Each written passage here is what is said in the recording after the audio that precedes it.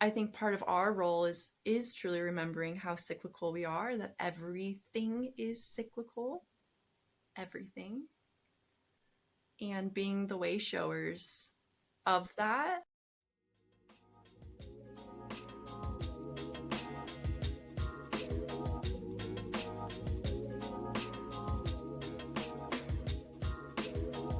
Hello, and welcome to the Conscious Communion podcast, where we traverse through the inner dwellings of the human experience through conversation. I'm your host, Danae. Join me as we explore the interconnection of creativity and community.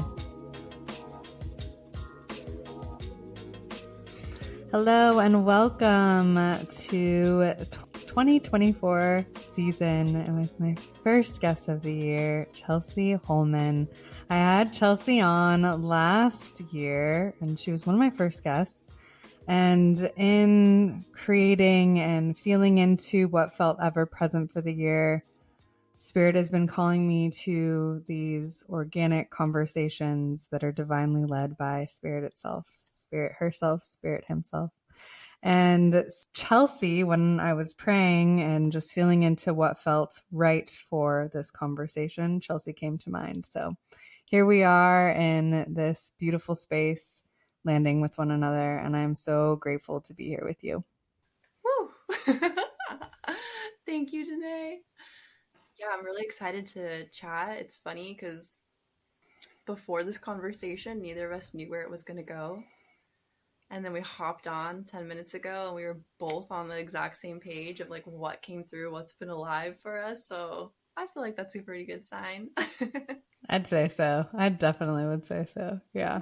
It's our last conversation just felt so fluid, and so it was no surprise to me that when I was calling on behalf of Spirit to see what wanted to come through, you were the person that Spirit brought forth. So I'm so looking forward to seeing where this takes us. And thank you again for being here. Thank you for being who you are and just being a divinely led intuition mama. Like, you are just here to spread your love and compassion, and it's comes from such a grounded place, and I appreciate that about you. Thank you. Thank you for seeing me. Thank you, because I feel the same about you, and that's probably why our conversation flows so well. You know what I mean? Yeah. Absolutely. And being an inspiration for each other when it comes to that. So thank you. Yes, 1,000%. 1,000%. And I think it's so fun to just, we really started off just by checking in. And I think we're coming out of the holidays, right? Like, it's no surprise to any of us. Like, we're coming out of the midst of what can feel like a chaotic season for so many of us. Lots of hustle and bustle, lots of movement around seeing people and being with people. And that can feel beautiful in so many ways. And yet, being that we are in the winter season and both of us are living in the Pacific Northwest, it can also feel really counterintuitive to what's here for us and in the alignment process of nature itself and these cycles that we can feel into. Definitely. Like, counterintuitive was the word that came through for me too. And yeah, because I'm in Seattle, you're in Portland. We're in like the two grayest parts of the world. It gets dark at like 4:00. Truly. But it's true, I was telling a friend, I was like, there's so much preparation and hustle and bustle for this time that's supposed to be, yes, about celebration and coming together, but also about just like really like going inward and unwinding and nourishing our cups.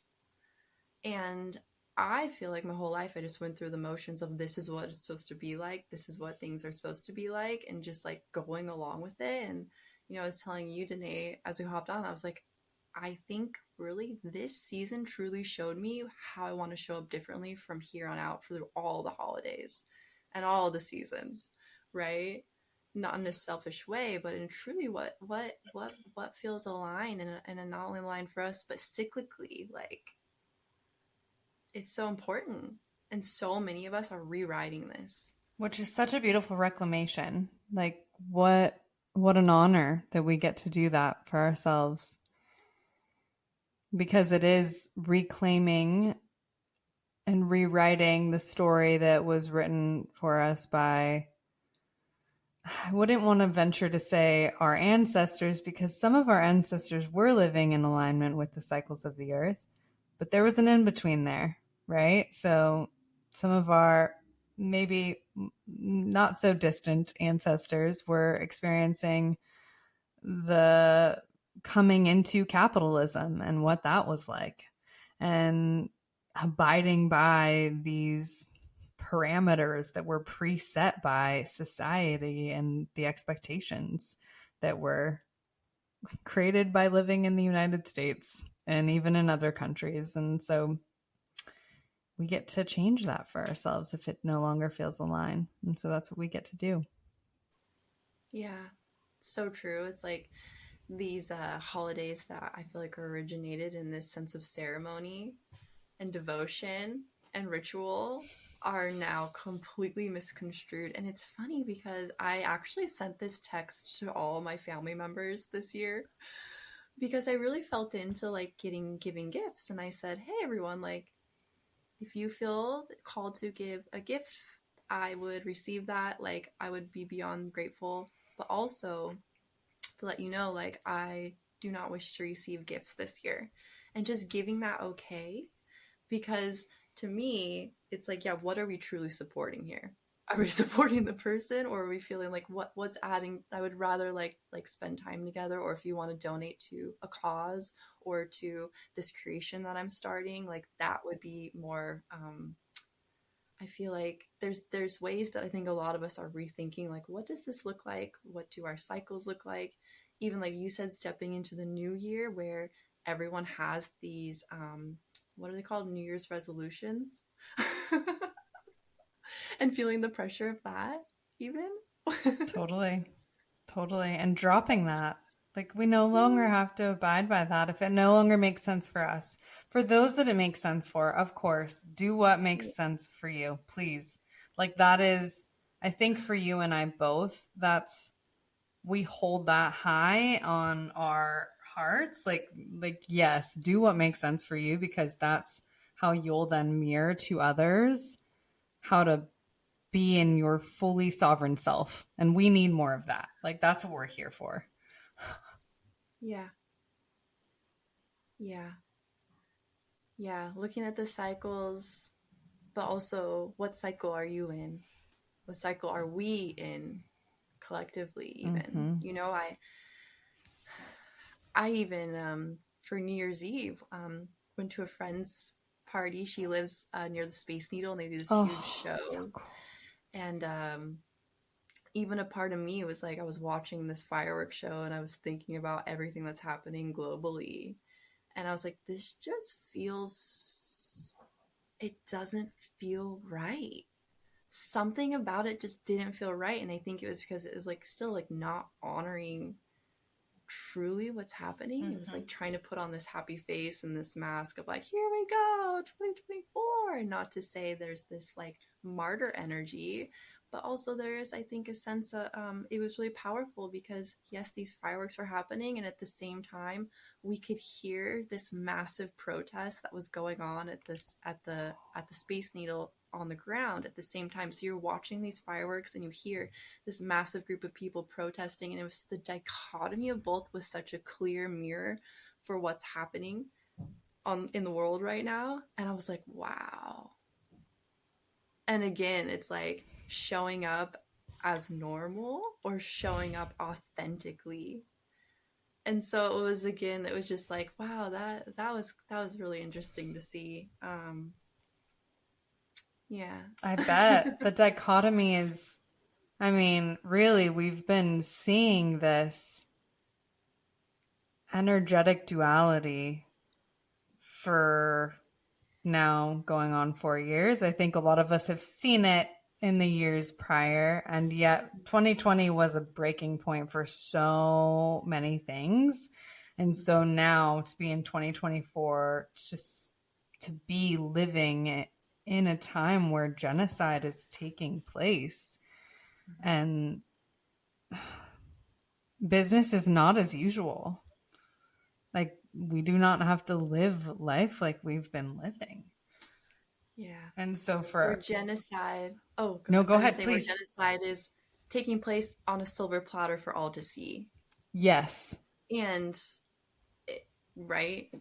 Because genocide's been taking place forever. But it's also like, here, genocide is taking place and for everyone to see, and let's continue as normal. Exactly. Everyone can see it now and in such a different way as well. And it's the expectation to, like you said, just be normal. Like, what is that? And the dichotomy of those things, and to, like, no, we for us to humanize our experience, truly humanize our experience, we have to feel it all. Mm-hmm. And that means deep, deep grief, and like leaning into the grief, because it's not easy to feel into those things because it's painful. Yeah. It's definitely not easy. Just as it's not easy to feel like showing up in certain capacities is inauthentic, even in ourselves, right? Like showing up at all these functions and events and overgiving our energy and feeling like, we should do this because it's the nice thing to do, or what I've always done. I should go to this event. I should do it this way, versus I feel like I need rest. And maybe during this holiday season, say yes to 2 things rather than 10. And instead of beating myself up about it, I just honor that. Right? So it's like happening globally. It's happening personally. I mean, that's just like one small itty bitty first world problem example, but you know what I mean? Totally. No, for sure. All these aspects, right? It's like truly honoring that authenticity. And I think until we really honor that authenticity, it's going to continue to knock on the door until we listen. It's going to continue showing itself even more and more and more until we start to actually take the cues from it. Agreed. Yeah. I mean, I think you and I have both learned this from our own experience. When you're living outside of the alignment that Spirit's calling you towards, there's ways your body will feel, like you will feel that. And we were talking earlier about energetic refinement, and so much of that is being able to feel into your energy, being able to feel what feels present in your somatic experience, because our body has so much to teach us. And so being able to be aware of where we're at, so we can either decline an offer or an invitation. Not maybe go on our phones to potentially refine our energy in that way, right? Am I giving like this thing more attention than it deserves because I don't have that kind of energy to give it right now? Like, these are the things. And there's so many other things. I mean, we could talk about food and nutrition and, right, the list goes on and on and on. Yeah. And yet those are examples of how we can refine and attune ourselves to what feels authentic and nourishing for us in this season. Yeah. I agree. And I truly believe that in order to show up for others, we have to first show up for ourselves.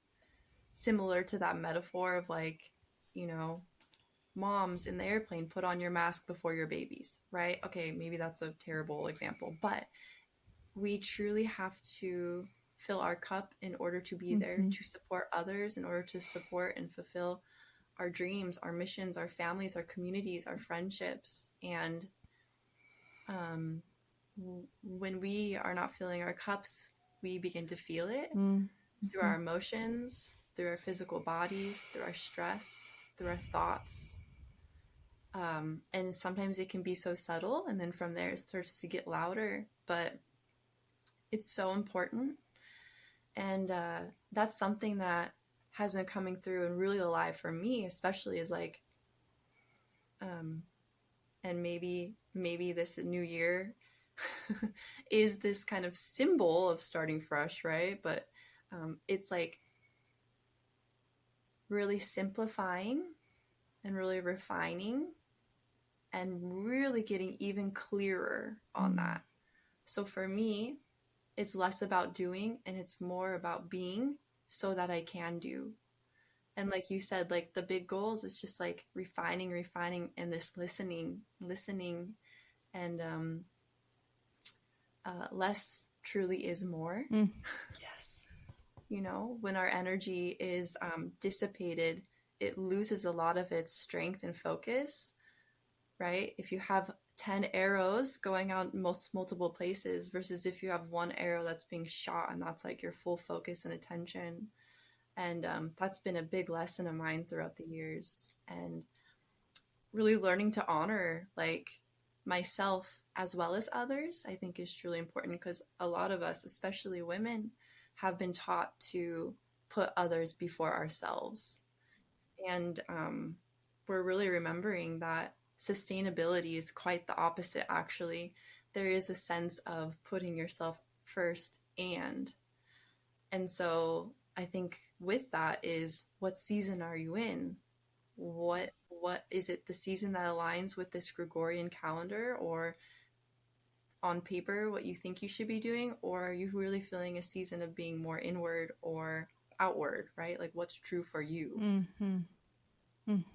Yeah, totally. And I appreciate you saying that, because I think so much of the spiritual journey for myself it's just been an interesting ride, right? It always is. And for so many years prior to really delving into self and awareness, I was pouring my cup when it was empty. And so there was this people pleasing, just like capacity, that I would overextend myself in every which way. And then there was also a time in a season where I was only pouring into myself, which I think is absolutely necessary. It's a part to the puzzle. And yet I also noticed myself probably extending that maybe longer than it needed to go. I'm being fully honest, right? Like that's just me calling myself on my shit. Like there was moments where I was selfishly living in this egoic, like understanding of like spirituality, which is like a really toxic cycle that can happen, I think, for so many of us, right? Yeah. It's like, don't forget about the service part. Like when you feel like you have a cup that's full, don't forget to share it. I love that you brought this up. It's so true. It's so true. And I'm hearing reciprocity. Yes. Yeah. It's it's like an energy exchange, and to be on either side of the coin, neither is sustainable. So true. I'm so glad you brought that up. Yeah. It's interesting. One thing that's coming to mind is, so I know that I personally need a lot of time for myself. Whether that's alone time or going out in nature. And I'll actually have to like pencil it in my calendar and have actual days in my week devoted to like escaping, going out in the woods and just being. But at the same time, if I did that every day, every moment of every day, who's that helping? And it really is this like give and take. And I feel like that's like where the dance is. That's that beautiful dance of give and take. And maybe sometimes you're a little more ebbs and flows, right? I think we can be a little hard on ourselves, but that dance of reciprocity and it's true. It's like, show up for yourself so that then you can show up to fill other cups, you know, so we can do podcasts like this, you know, to feel full, to feel like we are able to give, which is a privilege in its own. Yes, it is. Yeah. To create the space for ourselves is a privilege. Yes. And so for us to be able to do that with the capacity to then give out is like, I mean, it's a beautiful thing. And we gain so much from giving. Like, it's just this, it's like you said, I love this visual of a dance with reciprocity. It's just so beautiful. Yeah. And it's true. It, you know, unfortunately, in order for that to be a privilege in this world, that freaking sucks that that's the reality. But in truth, it is. And, you know, I think it was in 2020, I had this really strong image of my Persian grandmother. She came through in my mind's eye, and she grabbed my face, and she said, so with so much conviction, she was like, use your voice for those who cannot. And so I think, like, yeah, people can look at privilege as maybe this thing that they don't want to wield or show, when in reality, our privilege is very powerful in how we use it. And so if you feel that you have the ability to share that privilege, what a gift, you know, what a gift, you know, especially like my ancestors, like my mom.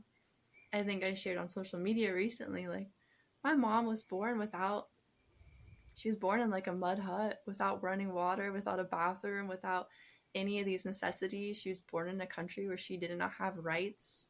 She was taken away from like her birth mother and put in an orphanage. Like, that's just my mom. And so for me to sit here and not use my privilege, but there's this reciprocity, right? For those of us who did come here with these missions, or who maybe our mission is to just be in our heart, to just be light, to just live life. Like, we have to fill our cups in order to be that which is needed. Yeah. I love that. To be that which is needed. Ooh, I can feel into that one. My heart center's tingling, just feeling into that. Just as like, you know, the being, which you brought up earlier, is, and you brought just time up, right? Like taking time for yourself to acknowledge the being, to feel into the energetic capacity of what you have space for. And we were talking about the cave earlier and going into the inner cave. And so I know that you mentioned that you go outside and that's how you spend time, you know, to connect with the divine. And also, I'm curious if you have any other ways that you really can tap into stillness with a little bit more ease. Like, what are your ways that you like to tap into that beingness or that stillness? Whew. You know, it's funny, actually, being still is quite hard for me. I don't know if you feel this way too, right? Everyone has like things they gravitate towards. Like dancing, that's what I love to do. I love to dance. I love to listen to music. So of course, like going outside and being with nature, that's like that dance movement, music, those are like my top. Like, oh my God. And it's funny though, because when it comes to being still, I struggle. I do. Like, I'm not a big meditator. I'm not a big like I go on lots of walks, right? And I think that's like my meditation, but when it comes to being still, that's a tricky one. You know, I think for me it's more presence, and maybe I find my presence in movement, and I find presence in when I walk out in the woods and I'm like, oh my God, look at the moss on that thing, and like just feeling it and being present and just like attuning to the land and speaking to like the trees and the fairies and the elementals and feeling the elevated states and presence and feeling in my heart. Like, maybe that's what the stillness is bringing us back to. So, but sitting still is hard. I know exactly what you mean. I think, and it's funny because I think stillness can also be just in like this space that we create for ourselves, that I like the idea of stillness being almost on the same spectrum as presence, because Mm, really, even in meditation, what's the end goal? It's presence. It's being present with ourselves, right? It's so if we're already able to do that in our beingness, then that's amazing. yeah. And being in nature is surely just like you said, the awe, the wonder that can come alive when we get to go just be with the earth is there's nothing quite like it. Yeah. Yeah. And creating this presence in, even like when I wake up in the morning, I light a candle Mm, and I am just present in my space. And I try to make it like a temple, right? mm, Like that is presence, and maybe there's a stillness in that, or mm-hmm. feeling our emotions. There's a presence and maybe a stillness in that, even though there's so much moving through us at the time. Mm-hmm. Maybe that's when I'm most still. Which brings us back to the cycles, right? Like no one's immune to the cycles, just like the earth continues to cycle through all of the seasons. And yeah. Mm. Yeah, it's pretty amazing. And just like the earth is constantly rhythmically moving through the dances of the seasons, we too get to process these big moments in time and space. And I know you had a very big 2023 with so much that in turn helped you process and integrate. But through that, I'm sure there was also just layers and layers of grief and joy and compassion and kindness that you were able to, I want to correct myself there, that you were able to give to yourself because of the work that you've done. Because that is no easy task.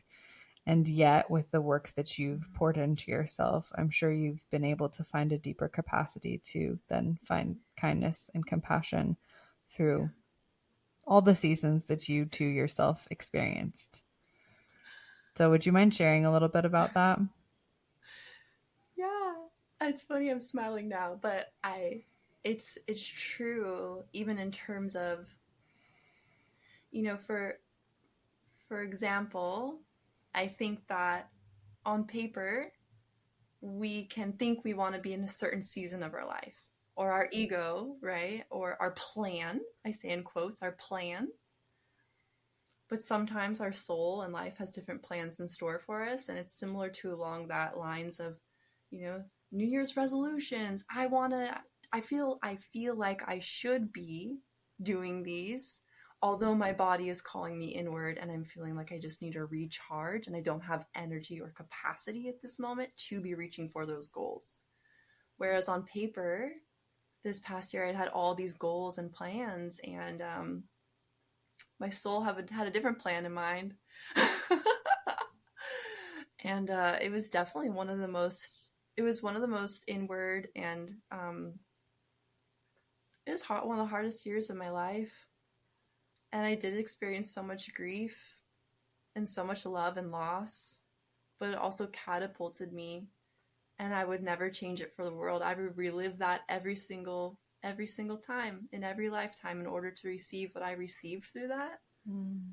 And I'm not going to sugarcoat it. Like I definitely, people see my light, people see our light. Maybe you can relate, Danae, but I know your story, and I know Mm. that it's often the people that have this light that have been through some of the biggest challenges.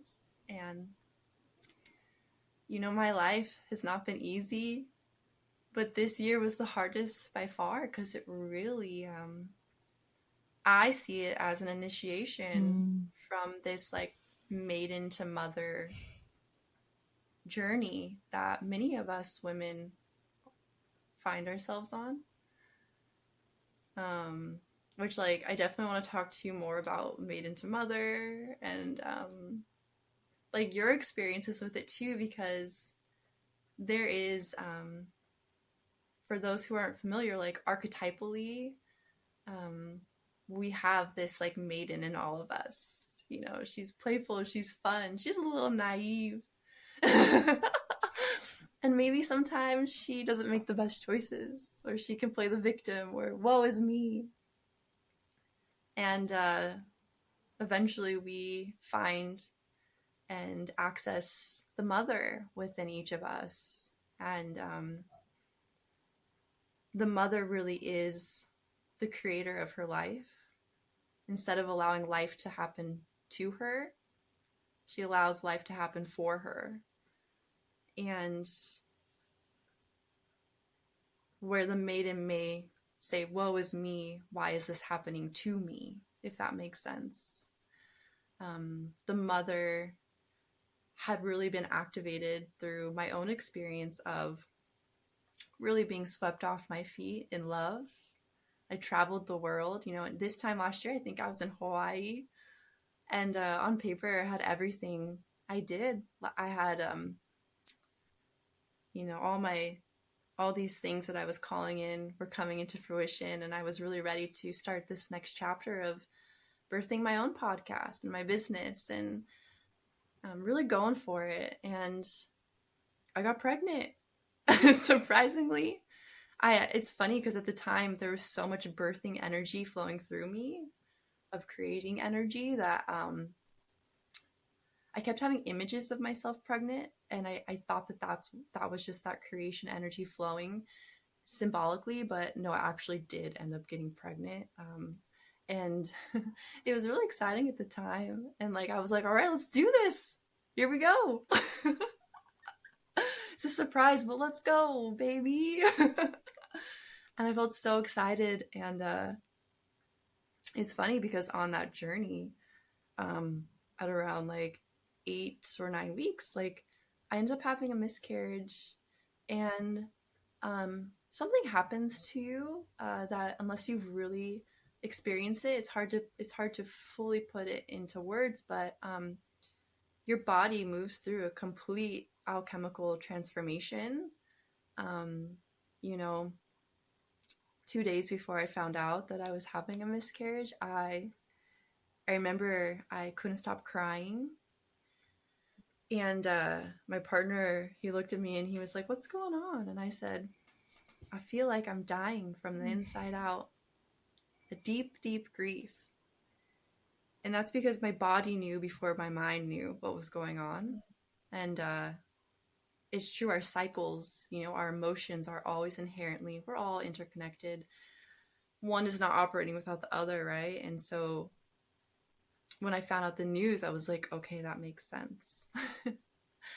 And to just be in those emotions was really intense, and just to allow myself to ride the waves of experiencing postpartum, of, you know, moving through my own, you know, just because you have a miscarriage doesn't mean that you didn't give birth, you know, moving through even that physical process. And I think that at the time I was like, why is no one talking about this? Why is no one sharing their experiences? Why does no one talk about this grief, or even just the what happens to your body as a woman? You know, there's so much. It's honestly, like, it was wild. And at the time, you know, I was in it. And it's interesting because as that was all happening, I had this really, really bad feeling about my relationship. And I felt like I needed my partner to show up for me, and he truly wasn't. And I know everyone handles grief differently, right? But through that process, I found that my partner was being unfaithful. And so I was grieving the loss of a child. Now I was grieving the loss of my love, of my relationship. And it started spiraling, you know. We ended up breaking up for obvious reasons. And I remember my grief was so intense, I couldn't get out of bed. I couldn't feed myself. And I remember I couldn't provide for myself financially. So here I was now, even spiraling even deeper. And this isn't supposed to be a woe is me, right? But I definitely want to tell the story to truly, truly show both sides, like how it transformed me. And I remember lying in bed and I couldn't work.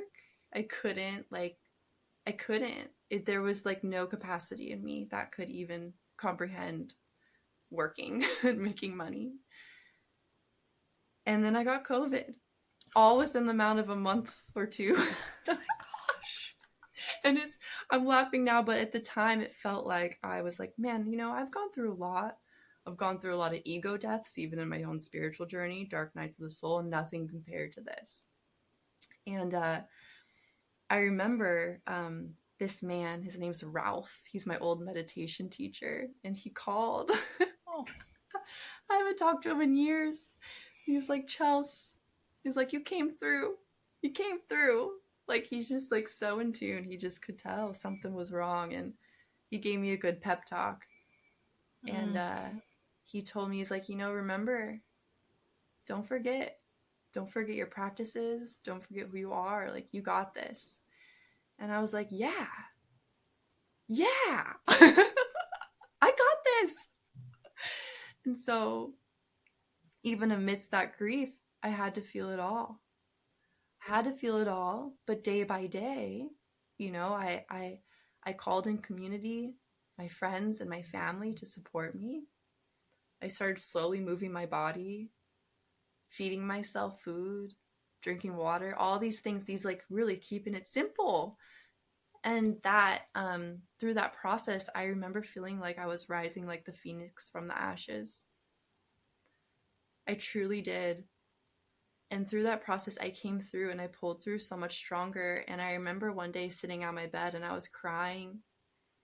And it was this deep grief from everything I'd been through.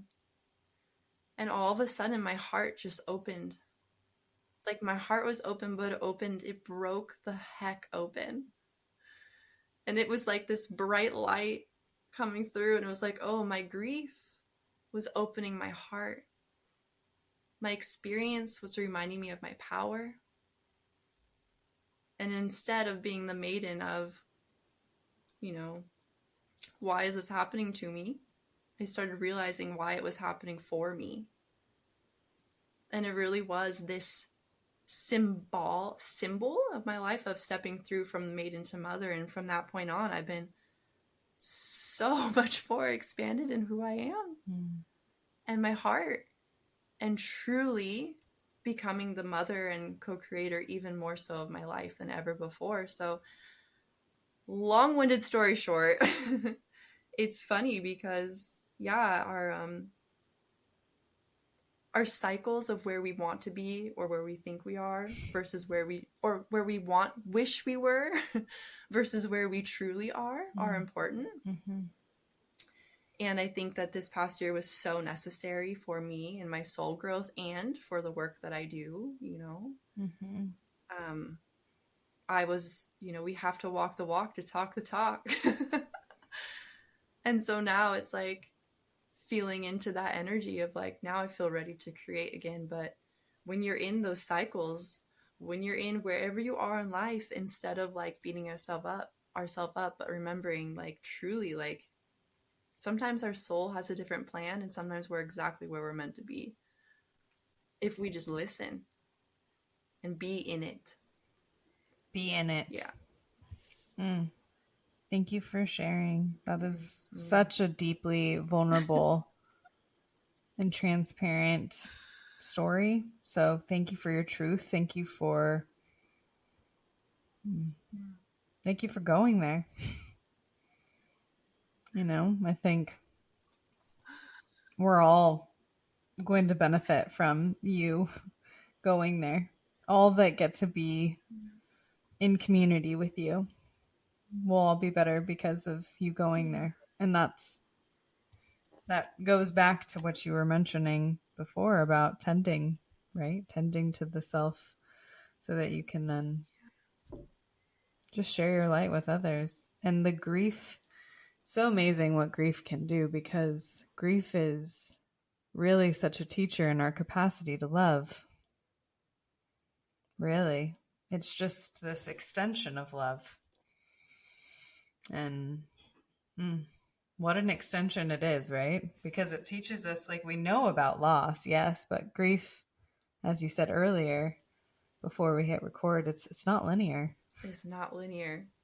No. And I'm sure for you even now, right? It's the visitations that potentially can come up with those experiences, because even though someone can integrate an experience and sit with and be with, emotions, energies from grief can come up again and trickle back into your mind, your heart, and your being to remind you in whatever way you need to be reminded. And so to know that it's not linear and to still make space for yourself and to have compassion and kindness for yourself, that's being the mother for yourself, right? Like, not deterring, not running away, but welcoming the grief and loving the grief even still, because it's all a part. Yeah. It's true. You know, we've grown up in a world that's asked us to live linear, that's asked us to live in boxes and show up in a certain capacity every day. Most people's jobs don't even give them sick time. And so what do you do when you're sick? You just pull through. So it's like, I think part of our role is truly remembering how cyclical we are, that everything is cyclical. Everything. And being the way showers of that,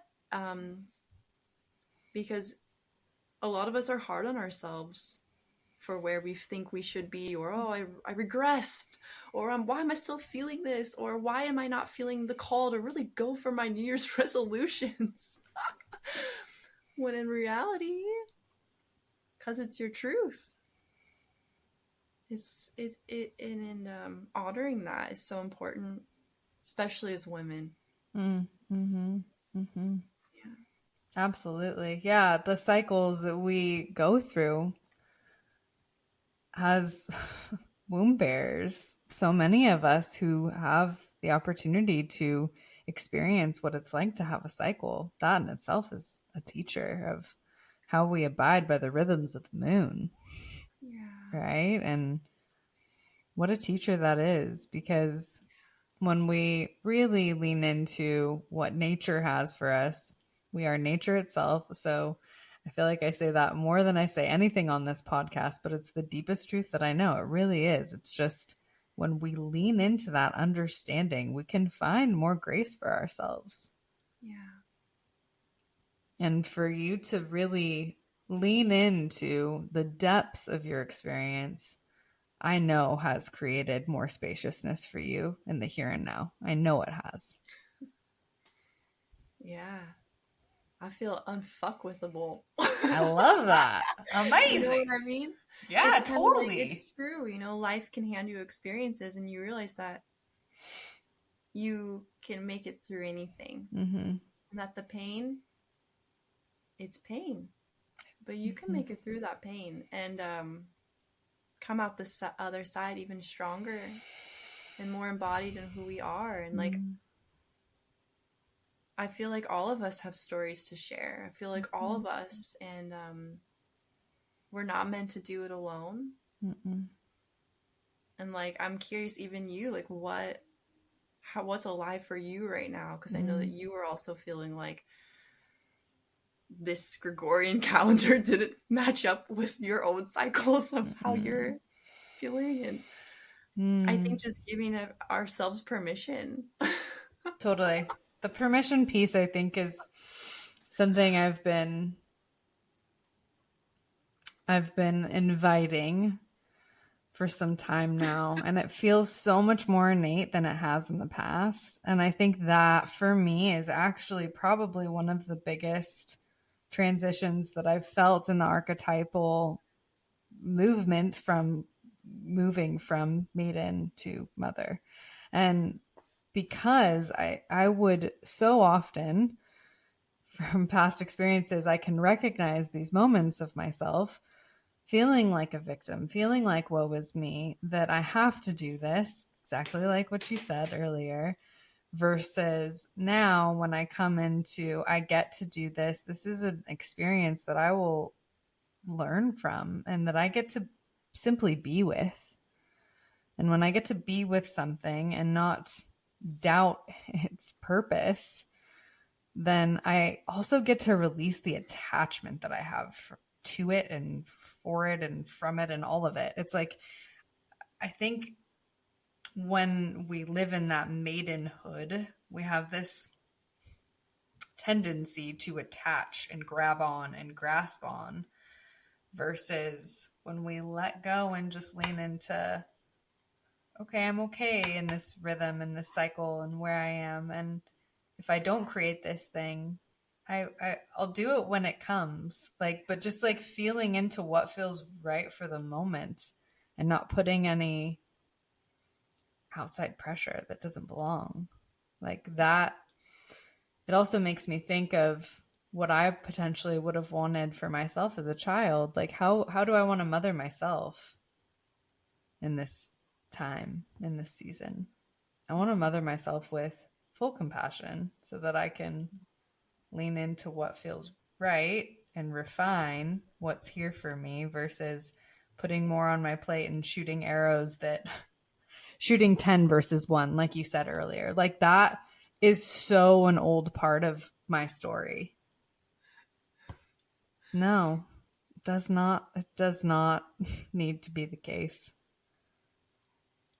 I feel like so many of us are just like, no more. Like we're kind of just hit this point where we're like, we just choose, we're choosing to choose different. And not that we're not going to like ebb and flow, but yeah, it's like we're really, again, that you said, I think that I should or need to be. I think I'm getting to this point where if I feel that I should be doing something, that's a big indicator. There's a difference between showing up for others in a way that as being, there's a difference between showing up as this like we're part of a greater orchestration, right? We are part of the community, we are part of the whole. But if you're continually showing up because you think in a certain way or certain, like, that's not helping anybody. And I think we're all at our point of like, no more. Like what who are we at our core, and then how do we show up from that place? 1,000%. Yeah. And when we do show up from that place, I think it goes back to the dance with reciprocity. It's knowing that what will come from a holistically grounded place, like when we are grounded in what feels attuned and aligned, what will be birthed from us will in turn be of that same fruit. It will bear good fruit when it's coming from a grounded, refined place. It will birth exactly what we poured into it. So, like, the heartache that it's so interesting, right? Like, we had to learn the lessons that we learned to know what we know now. And the heartache. But that was part of the process. Yeah. Earth school. Truly. Yeah. I think your experience specifically is just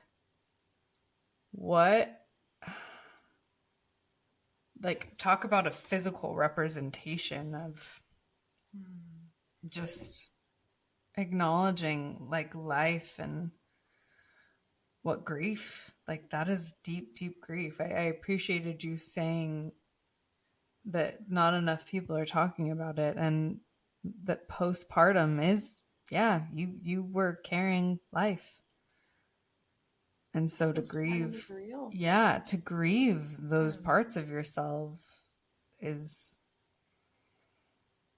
a must for you to then be doing the work authentically that you do now. Yeah, and I heard somewhere, these aren't my words, but I remember hearing it and I was like, I wish I remember who said it, but hit me so profoundly. And they said, to not grieve is to doing the thing a disservice and not honoring it. So I think a lot of times maybe we try to put on a happy face, or maybe are too maybe apprehensive to fully meet our emotions to the capacity that they want to be met. But in not doing so, we're not only doing a disservice to the thing that we're grieving by not honoring it for what it was, but we're also doing a disservice to ourselves, because that grief will remain. It will remain in us energetically, physically, emotionally, suppressed, Yeah. Even if we're unaware, subconsciously, it will start to take hold in the decisions that we make, in the choices, in the way that we move about life. It will have its hold over us in some way, unless we truly process it. Yeah. And alchemize it. Give it a place to be, right? I think so much of not subscribing to the doing and the should be doing is feeling into the body, feeling into the mind, and feeling into our spirit of all that we've experienced, and not negating any of it. Like that's doing us a disservice when we negate anything that we've gone through. And winter itself is just the greatest teacher of that. It's nothing goes to waste. Yeah. Living in the Pacific Northwest, like we can clearly see how leaves become mulch. It's just, there's nothing that goes to waste. Yeah. And even like sometimes this is some of my favorite times to be outside because of all the mushrooms everywhere, the types, the lushness because of the wet, versus in the summer. Like there's so many beautiful things about all the seasons, and it's true. Each season wants to be met at its full capacity. And I could not have had my summer emotionally if I didn't go into my full winter. If I didn't feel it all, I wouldn't have slingshot to the other side as intensely. If I would have met myself here, I would have come out here, but I met myself here and I rose here. And like maybe that's hard to fully comprehend, right? But that's been that's been pretty constant in my life. Like what you put in, you get out, Yeah. Yeah, and that pendulum, it does swing, I believe. And so that, I think, wherever you are in your cycle, as a sense of hope, if you're in that contraction, that pendulum will swing. But also if you're in your summer, not to feel that sense of worry, is it going to swing back, right? It's just, that's the thing that I think, like you were talking about spirituality, sometimes there can be this delicate line between selfishness or wanting to have your own needs met, and maybe it's in these certain aspects or ways, when really I think spirituality is a tool that we can use to ride the waves of our life. Love it. Yes. And to ride the waves of our life from here instead of down here. Yeah. It's like yeah, and to be, and I love to think about waves, and when you go in the ocean and when you swim in the ocean, you can't fight against the current. You might think that you can, But when you do, it's not when there's an undertow trying to take you under and you're going against the current. There's no benefit. There's no freedom and coming out on the other side of if the wave will spit you out if you just let go. Yeah. And so part of the letting go is leaning in. Part of the letting go is feeling into the reciprocity that you've put into that depth, so you can again be on the pendulum and ride the other end of the spectrum. It's like it's the most beautiful. It's going back to the dichotomy, right? Like it's alive for us in so many different representations that we get to see in this wild, lovely life. Yeah, and the pendulum, it's present within us, but also globally. So, part of what I do, part of what I see we do is like we really are here to use our voice. And like something that's been coming through really strong is that we got to leave our bags at the door. We're moving where we're headed. We can't bring them with us. And yes, I speak in like metaphors, right? But we are evolving. And like we're evolving back to ourselves. We're evolving back to our true nature. And a lot of grief is coming up because we're having to leave behind all of those things that can't come with us. We seriously, it's like literally having to look at it all and face it all and really embody all those parts that we're being asked to step into. And I truly believe that it's like this is one of the first steps. You got to clear it out. You got to clear it out before you recreate or build the new. You got to clear it out. And it's not an easy step. No, it's not. It's like, I don't know about you, but when I'm there right now, like no matter how many times I tell my family not to buy me Christmas gifts, they buy me Christmas gifts. I'm sure even though you asked for folks not to buy you Christmas gifts, people buy you Christmas gifts. They did. And now I have to clear out my closets again. And I cleared out my closets right before I left for Christmas. Yeah. And so now I have to do it again because I don't like putting more in my closet than I have room for. Yes.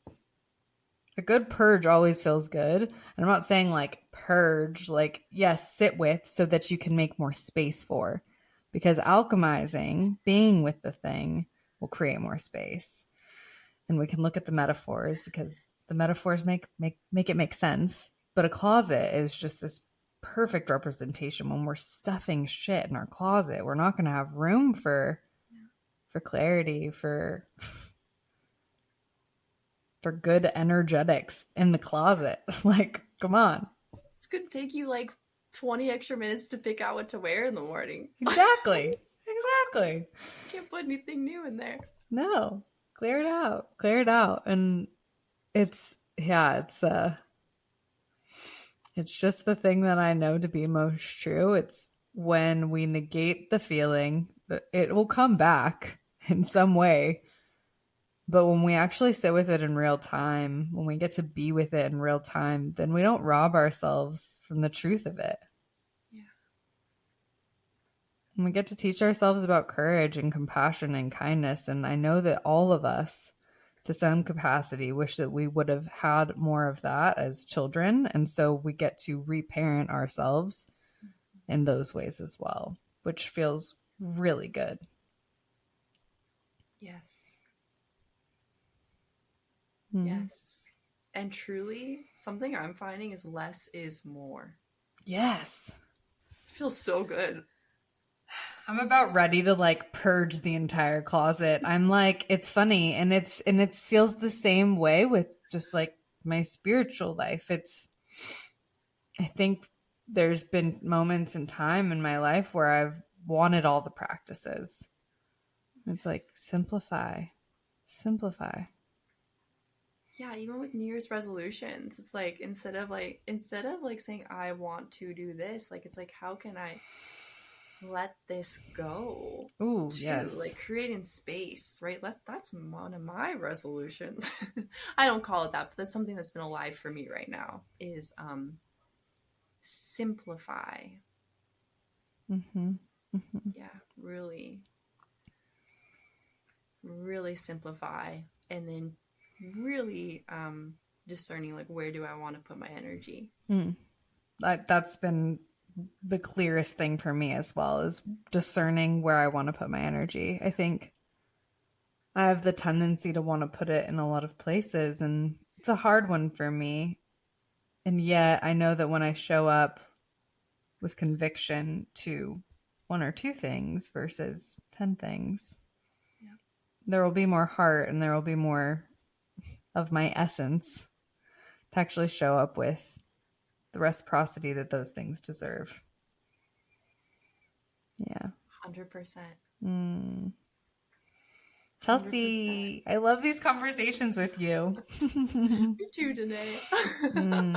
Thank you so much. I do want to create some space for you to be able to share what feels alive for you in the creative space, because I appreciate your work. I appreciate what you're bringing forth on this planet. And yeah, I would love for you to just share where people can find you and all the things so they can locate you. Oh, thank you. Mm-hmm. So you can find me on Instagram at amara.ritual. And that's the name of my business, Amara Ritual. And keep a lookout, because something that's super alive for me this month is sharing my story. I'll be sharing my story and launching very soon something that's really close to my heart, which is a culmination of this journey I've been on for my whole life, but really the past 5 years, I would say. And I'll be doing mentorships, and this mentorship that I'll be launching is called Unbecoming. So quite similar to like creating space in our lives. It's like truly unbecoming and returning back to our full selves. So it's a mentorship on embodying your higher self, embodying your true nature and your soul. Because truly that's really what's needed right now. It's unconditioning from all the shoulds, from all the I should be or I think I am, and really getting clear on who you are and creating and being from that place. Because I've been on that journey, and let me tell you, woo! There's a million people out there searching for that outside of themselves. And once you have that from within, like I said, it's game changing. Game changer. So many of us are being called back to our souls. So that's what I'm up to. And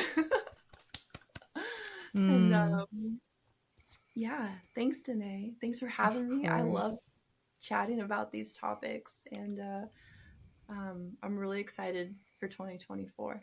I'm excited for you. I'm excited to see the dance with reciprocity for you. I'm really excited. I think anyone would be very lucky to work with you, and Unbecoming sounds like a beautiful space for folks to enter into the deconditioning of the shoulds. I think that was beautifully put. It's welcoming people back to their own return. You're a beautiful steward in that, and I appreciate you and I honor you, and deeply thank you for honoring yourself so that you can then do that for others. Thank you. And then wait, what's hot and alive for you?